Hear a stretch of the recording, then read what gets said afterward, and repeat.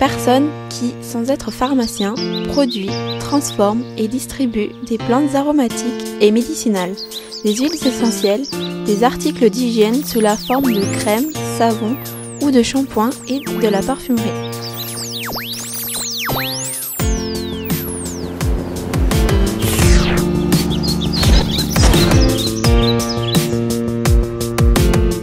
Je cultive des plantes dans un jardin naturel, des plantes aromatiques, des plantes médicinales.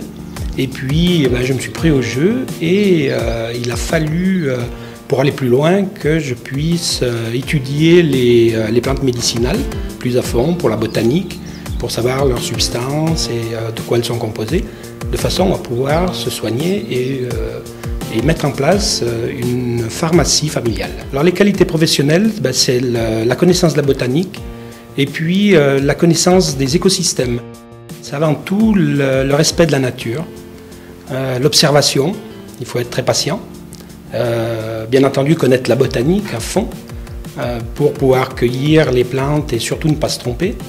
Et donc voilà, moi je pense que c'est la patience et le temps. On apprend les plantes avec le temps, on apprend à les utiliser avec le temps. Il faut savoir qu'il y a divers métiers. En herboristerie, il n'y a pas qu'un métier.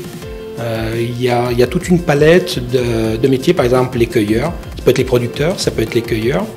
Pour l'herboristerie, ça sera toujours en bio. Pour exercer ce métier, il faut des connaissances assez pointues en physiologie végétale, en chimie bien entendu, connaissance du corps humain, puis connaissance de la botanique. Donc c'est un métier à part entière. Il n'existe pas de diplôme à l'heure actuelle. Par contre, il existe des certificats d'aptitude déterminés par certaines écoles, donnés par certaines écoles, à l'issue de formations longues, sur 2 ans ou 3 ans. Cette profession s'inscrit dans le développement durable dans la mesure où on utilise beaucoup de plantes sauvages.